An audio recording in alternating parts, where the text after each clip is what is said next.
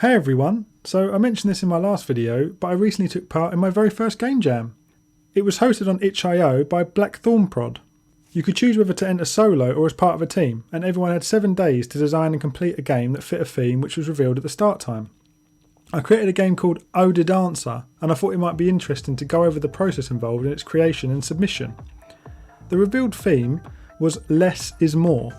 I took the first day or two to think up different ideas and make sure I didn't rush into anything. I initially bounced quite a few ideas around, but a lot of them felt like I was adding the theme onto other basic gameplay systems rather than designing a game around the theme itself. The first thing that came to my mind when I heard the phrase less is more is people who spray way too much aftershave on thinking it makes them smell better, when it just makes everyone in a 5-foot radius struggle to breathe. So thinking along those lines, I thought it'd be a really funny concept to have a person trying to dance with people on the dance floor using fragrance as a mechanic. The idea would be that you have to pick up bottles of fragrance to attract other people to dance with you, but picking up too many bottles in a short space of time would cause people to run away as the smell's too strong. As I have no real 2D art experience, I knew I would need to find assets to use. This is one of the biggest difficulties of the project, as when you're looking for free art, going with an idea that is completely different from the majority of games leaves you with very little to choose from.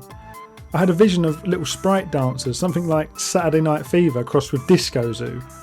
Unfortunately, I couldn't find anything of the sort, so I had to get a bit creative and rework other assets.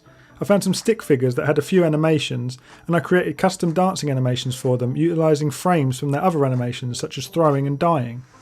It was difficult to try to make art cohesive when it's all pieced together from different sources. I couldn't find a sprite that looked like an aftershave bottle, so I thought a fancy potion bottle was the next best thing. Along with the cohesion issue, the stick figures created a new problem of perspective. The original vision I had for the game was to be top down, but the stick figures were side on. I searched online to find a disco nightclub type wallpaper and picked one that was an angle that kind of blended the perspective. While it didn't look brilliant and visually was nothing like what I had in mind, I'm actually quite happy with what I managed to piece together. I managed to make good use of each day of the jam.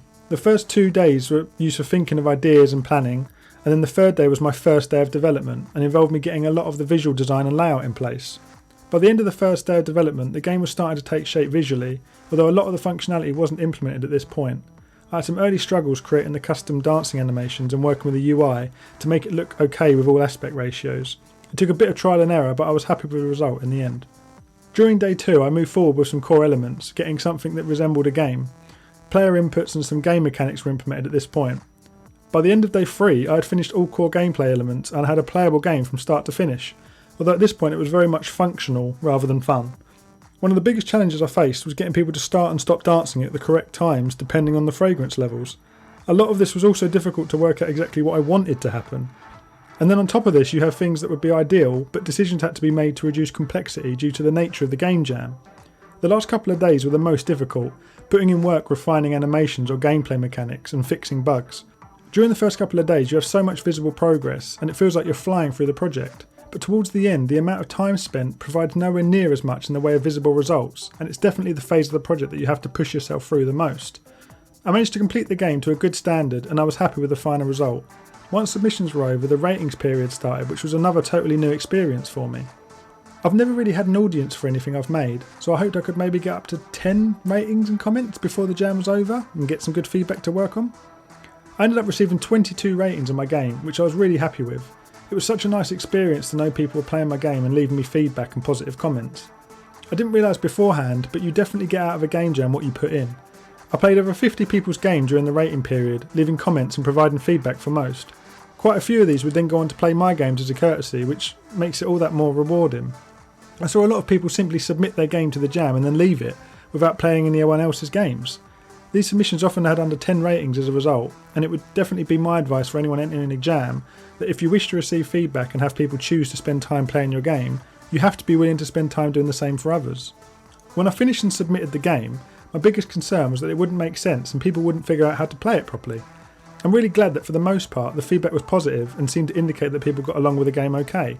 However, the idea of a tutorial was suggested by a few players and I completely agree that it would have made a big difference to include one within the game. Along with the suggestion of a tutorial, I had some more ideas on how to extend or improve the game through feedback I received. One player suggested combo moves or a groove type meter that fills up, granting bonus score. Another suggested speech bubbles appearing above NPCs' heads, which would have given the player more feedback while also adding flavour to the game. Out of 3,500 entrants, there are around 1,100 game submissions. The games were rated on 6 categories: design, theme, innovation, visuals, music and sounds, along with an overall rating. I'm really happy to say that I managed to place in the top half overall with a final placement of 411. The main areas I hope to do well in were innovation and theme, and I placed within the top quarter of players for both of these categories, placing 221st in theme and 190th in innovation. Considering this is my first game jam and my first time testing what I've learnt in Unity this past year, I'd say I'm very happy with these results. There was a lot of great games created by others that I played, and it was great to see other people's interpretation of the theme along with their skilled execution on projects. I learnt a massive amount from the experience and gained a lot of confidence in the process. So that's the summary of my first game jam. It went really well, I really enjoyed it, and I would definitely recommend them to anyone who's on the fence about doing one. I hope it's interesting to see a bit about the process, and if you do enjoy this content and would like to see more in the future, please consider giving this video a like and subscribing to the channel. I hope you all have a great day, and I'll see you next time.